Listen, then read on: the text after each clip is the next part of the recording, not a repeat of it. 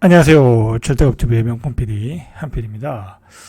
오늘 급기야 한국경제인협회. 이게 옛날에 전경련 같은 협회 같아요. 우리나라 이제 삼성, SK 주요 대기업들에 참여한 한국경제인협회에서 긴급 성명을 냈어요. 긴급 성명. 사실 여러분들 이 경제인들이 모여가지고 이렇게 긴급 성명 내는 거는 정부 입장에서는 굉장히 불편해요. 그렇죠? 아니 뭐 지금 대학 교수들도 막 시국 선언하고 그러는 상황에서 경제인들까지 나서가지고 우리 경제가 헤어나오기 힘든 늪에 빠졌다.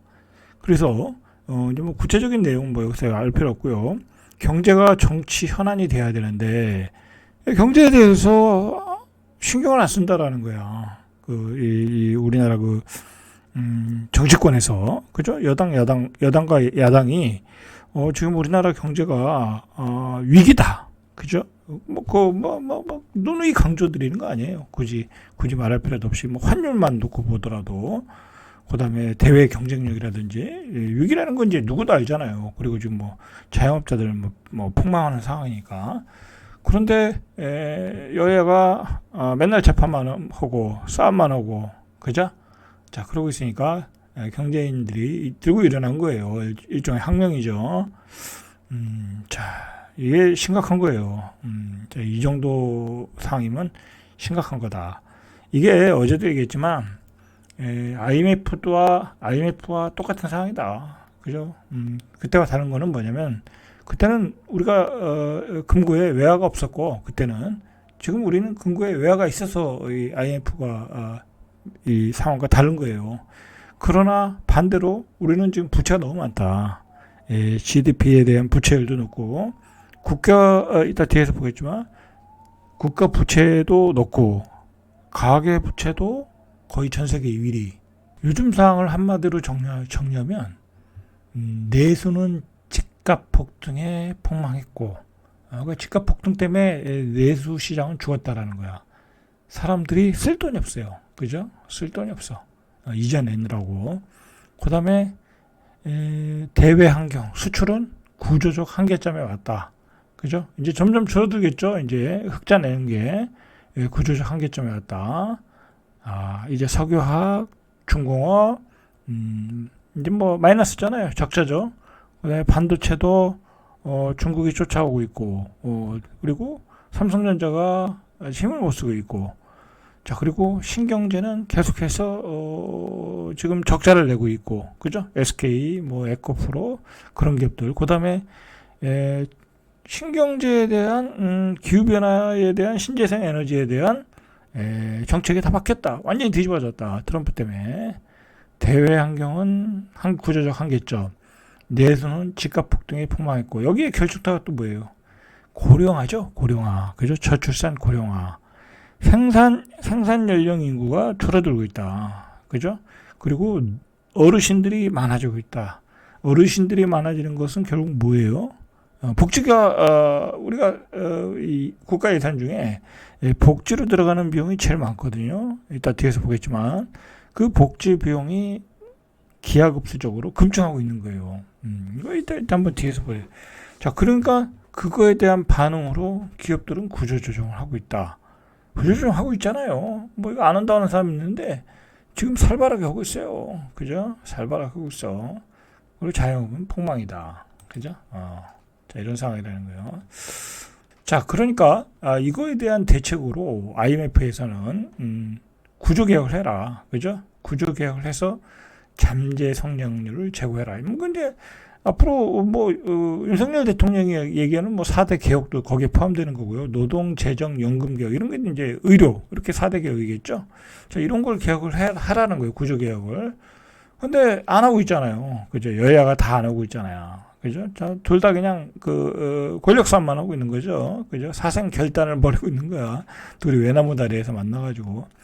자, 그렇게 싸우는 게 별로 나쁘진 않아요. 싸우는 건 좋은 거예요. 그죠? 그래서 새로운 또 이 결과가 나오고 한쪽이 균형감 있게 양쪽이 균형감 있게 싸우다 또 발전하고 그러는 거잖아요. 그러나 싸움의 질이 문제라는 거죠. 싸움의 질, 그죠? 아주 뭐 경제적인 문제를 가지고 싸우고 경제 현안을 가지고 싸워야 되는데, 자, 그러지 않고 있다. 그러니까 외부에서 지금 뭐 그 IMF에서 구조 개혁을 해라, 빨리 해라라고 계속해서 이야기를 하고 있어요. 그런데 전혀 관심이 없어요. 자, IMF에서도 하방 리스크가 강하다고 얘기를 했잖아요. 그래서 2% 이하로 떨어질 수 있다. 1점대가 될 수 있다. 여러분 1점대가 되고 KDI에서도 지금 뭐 계속해서 가면은 이 0.1포인트까지 간다는 거 아니야. 이거 아니죠. 나중에는 뭐 1포인트 이하로 간다는 거 아니야. KDI도 중장기적으로는 그렇게 보더라고요. 그렇게 되면 뭐 잃어버린 30년이 되는 거죠. 자, 여러분, 요거 한번 보세요. 이거 중요한 거거든요. 자, 보세요. 우리나라의 총 수입이야. 수입. 이게 총 수입, 세수죠. 2015년에 382조가 들어왔어요. 근데 최고 많이 들어온 게 2023년. 이제 뭐 인프레가 되니까, 그죠? 인프레가 되니까, 그리고 월급이 올라가니까, 그리고 물건의 가격이 올라가니까 당연히 수입도 많이 늘어나겠죠. 부가가치세 뭐 그런 거 포함되는 거니까, 또 법인세도 포함되는 거니까. 그래서 2배로 늘어났어요. 그죠? 이렇게 2배로 늘어나서 세수가 늘어나는 것은 뭐 나쁜 거 아니에요. 그죠? 자, 그런데 줄었어요. 2024년도부터 줄었어. 세수가 줄어들었어. 자, 쓸 돈은 많아지는데 세수가 줄었어요. 그죠? 자, 지출을 보세요. 지출. 자, 이게 열린 재정이라고 그 기재부에서 뭐랄까요, 만든 사이트예요. 여러분들 국가 재정이 어떻게 돌아가는지를 이 사이트 들어와서 확인하시면 돼요. 자, 지출 보세요. 지출도 당연히 늘어나겠죠. 그죠? 뭐 인플레 효과만큼 더 지출이 나가는 거니까 뭐 연금이라든지 그 기초연금이라든지 모든 돈이 뭐 물가가 인상될 만큼 나가겠죠. 뭐 공사비도 올라가고 당연히 늘어나는 거예요. 그 역시 2배로 늘어났는데, 자, 작년에도 적자, 올해는 한 44조 적자, 그죠? 적자를 본다는 건 뭐예요? 그만큼 쓸 돈이 많아졌다는 거예요. 그죠? 쓸 돈이 많아졌다. 어디에다 쓸 돈이 많아졌나 보시면 돼요. 자, 국가 채무 한번 보세요. 이게 문제죠. 국가 채무가 급격하게 늘어난다는 게 문제죠. 이게 퍼센테이지로 좀 봐야 되는데, 자, 국가 채무도 2015년에 591조, 이게 좋은가요?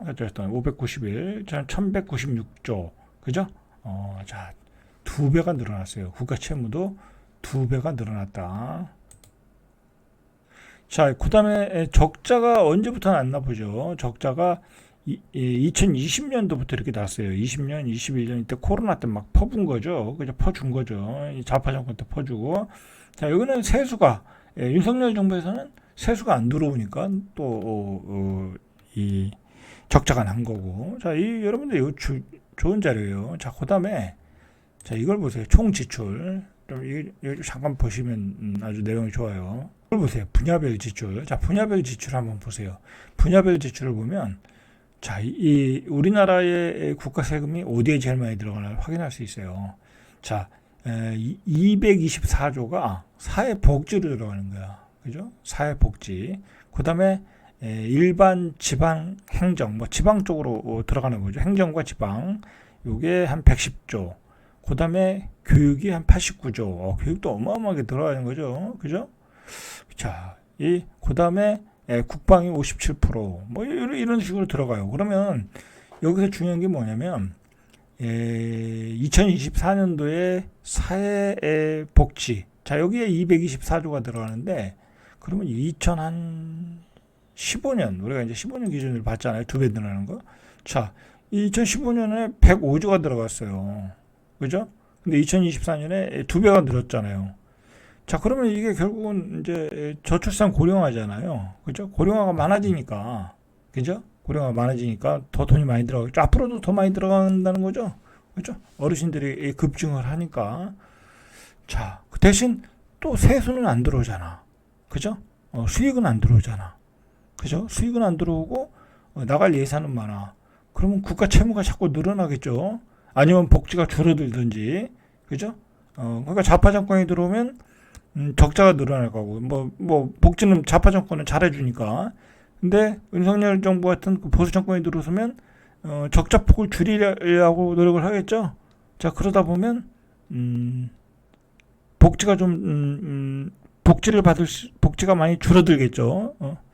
자, 어쨌든, 저출산 고령화가, 이런 문제가 발생할 수 있다. 그죠? 세수 적자가 계속 일어날 수 있다. 자, 그런 문제에 우리가 직면하고 있다라는 거죠. 그래서 이 여러 기관들이 나오는 얘기가 전체적으로 나오는 얘기가 저출산 고령화로 인해 한국의 잠재 성장률은 추세적 하락이다. 그죠? 추세적. 자, 이 앞에서 확인했죠. 우리가 복지로 들어가는 비용이 제일 큰데 이 복지로 들어가는 비용이 기하급수적으로 늘어난다. 그죠? 고령화로 인해서. 그래서 추세적인 하락이다. 그래서 KDI는 2050년이면 지금부터 잃어버린 30년이잖아요. 잠재 성장률이 0%대까지 떨어질 수 있다. 자, 이 굉장히 보수적인 연구소잖아요. KDI는 뭐 정부기관이니까. 그러니까 거기서도 잠재 성장률이 0%대까지 떨어진다. 자, 그 얘기를 하고 있는 거예요, 지금. 그죠? 잃어버린 30년이 온다는 거예요. 그 원인은 고령하고 복지 비용이 많이 들어가고 그 다음에 세수가 줄어든다. 자, 우리가 세수가 늘어나려면 우리가 수출이 잘 돼야 되잖아요. 그런데 뭐 지금 앞에서 봤듯이 기업들의 상황이 결코 녹록하지 않죠. 그죠? 그러니까 경제인들이 들고 일어난 거예요. 지금 경제인들까지 들고 일어난 것 같다. 위기의식을 느끼고 있는 거죠. 그럴 수밖에 없죠. 지금 어떤 기업을 루머에 휘말리고 그리고 기업들은 구조조정을 위해서 알짜 기업을 다 팔고 있고 그죠? 상황이 안 좋아요. 상황이 안 좋아요. 알짜 기업까지 팔 정도면 그죠? 자, 그래서 재정 연금 계획도 빨리 이루어져야 된다. 재정은 아까 이제 국가 재정에 대한 거고 연금 계획. 이거 진짜 답이 안 나와요. 그죠? 답이 안 나와. 이거 결국은 복지를 줄여야 되는 거잖아요. 그죠? 근데 복지를 줄인다고 하면 또 국민들의 반발이 장난 아니잖아요. 그죠? 그리고 또 연금 계약을 하려고 해도 이것도 또 쉽지 않잖아요. 근데 이 재정 연금 계약을 하려면 어쨌든 집권 여당이 힘이 있어야 되는데 지금의 집권 여당은 힘이 없잖아요. 완전 성장 동력을 잃어버렸잖아. 그죠? 그러니까 문제예요. 그래서 IMF는 지속 가능한 성장을 추진하기 위해서는 중장기적인 경제 개혁이 중요하다. 노동력 감소에 대응하기 위한 종합적인 개혁이 필요하다. 구조적 개혁이 필요하다. 자, 지금까지 한 얘기죠. 국가 입장에서는 가장 좋은 게 고용과 일자리가 늘어나면 되는 거예요. 그죠? 경제가 활성화돼서 고용과 일자리가 늘어나면 당연히 실업급여를 안 줘도 되고 그리고 근데 세금은 많이 들어오고 그런데 경제가 안 좋아지면 반대가 되는 거예요. 실업급여를 줘야 되고 그죠? 사회복지 비용은 급증할 거고 그리고 노인 기초연금도 많이 들어갈 거고 저출산 정책에도 돈이 들어갈 거고 그리고 여기 이 지역 소멸 때문에 지금 들어가는 비용이 어마어마하거든요. 이 일극 체제로 되는 바람에 그 비용도 지금 급증하고 있고 이거 완전히 머리가 아프게 돼 있어요. 공부를 하면 할수록 머리가 아프게 돼 있어. 괜히 비관적으로 얘기하는 건 아니에요. 그죠? 내용을 보면 그래요. 자, 그 중에 우리가 이제 관심거리가 이제 부동산이잖아요. 자, 부동산이 2014년 10월에 서울의 평균 가격이 4억 9,091만 원. 2024년 현재죠. 12억 5,294만 원. 서울의 평균 집값이 12억 5,294만 원이라는 거예요. 그래서 소득 수준에 비해 집값이 가파르게 오르며 중산층 가구가 살 수 있는 서울 아파트의 물량은 대폭 줄었다. 이렇게 가격이 오르니까 중산층의 가구가 집을 살 수 있는 여력이 줄어들었다. 그게 이제 KB부동산의 서울 주택 구입 잠재력 지수라는 거예요. 그죠? 잠재력 지수. 자, 그 지수를 보니까 2014년도에 4억 9천 정도면 중산층의 100명 중에 44명 정도는 이 집을 살 수 있었어. 근데 올해 2분기 기준으로 보니까 100명 중에 8명밖에 이 집을 못 사. 100명 중에 8명만이 12억 5,294만 원을 주고 살 수 있다라는 거예요. 그죠? 지금 그렇게 집값이 급등했다라는 거야. 경기는 추세적 하락에 들어갔는데 집값은 급등했다. 자, 서로 역방향으로 달리고 있는 거죠. 자, 그 얘기죠, 이 얘기는. 자, 그러면 여러분들 이걸 생각해야 돼. 아니, 경제가 그렇게 안 좋으면 집값이 폭락해야 되는 거 아니야? 이제 그렇게 얘기를 해야 되고 실제 시장에서 그게 나타나야 되잖아요. 근데 지방은 그게 나타나는데 서울, 경기도에서는 그게 아직은 잘 안 나타나죠. 전고점에 올랐어. 이렇게 지금 아직은 급격하게 하락은 안 나타나고 있단 말이에요. 뭐 중간에 조금 나타난 적도 있지만 그게 왜 그러냐면 여러분들 이 어떤 이 부동산이라는 상품은 가장 무거운 상품이에요. 이거는 개별 기업이 아니잖아요. 뭐 주식이 삼성전자면은 주식에서 삼성전자면 가장 무거운 주식인데도 실적이 안 좋으면 급락이 나오잖아요. 한 3개월 만에 뭐 한 30% 이상 떨어지잖아요. 그죠? 그럼 부동산도 야 경기가 안 좋다는데 그렇게 돼야 되는데 부동산은 그렇지가 않아요. 부동산은 말 그대로 하나의 종목이야. 그래서 그 충격이 그리고 내가 사는 집이 경기가 안 좋다고 쉽게 팔질 않아요. 그죠? 그래서 폭락이 안 나타나는 거예요. 마찬가지로 반대로 폭등은 폭락보다 좀 쉽게 나타나지만 또 폭등도 그렇게 쉽게 나타나진 않아요. 확실할 때. 그럼 확실할 때 막 미수치고 빚내서 사고 막 그러지.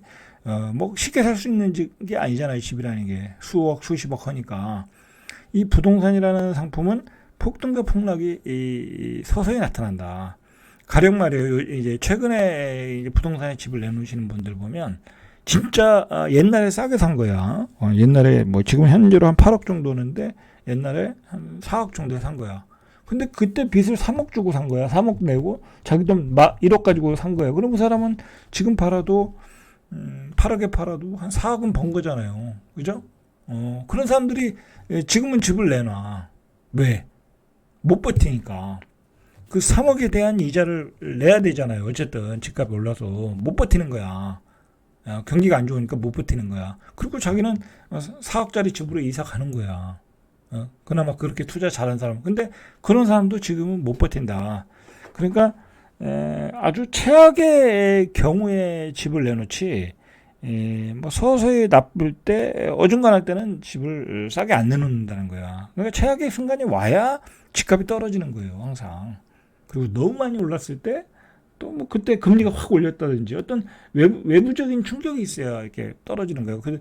얼마 전에 23년도에 집값이 폭락했던 것은 바로 금리가 2%대였는데 5%, 6%까지 올리니까 당연히 폭락을 하죠. 그죠? 그런 외생 변수가 강할 때는 떨어지는 거고 또는 뭐 금융위기, IMF 막 그런 결정타를 주고 막 그리고 사람들 기업 구조조정 들어가고 본격적으로 해야 폭락이 오는 거예요. 그러니까 폭락도 안 오는데 그리고 폭락 빨리 와라 뭐 그런 거 기다리실 필요 없어요. 알아서 오는 거니까 알아서. 이게 집이라는 건 쉽게 살 수도 없고 쉽게 던질 수도 없다. 그러니까 서서히 무너지는 거예요. 서서히. 자, 오늘은 여기까지 절대값TV의 명품 PD 한 PD였습니다.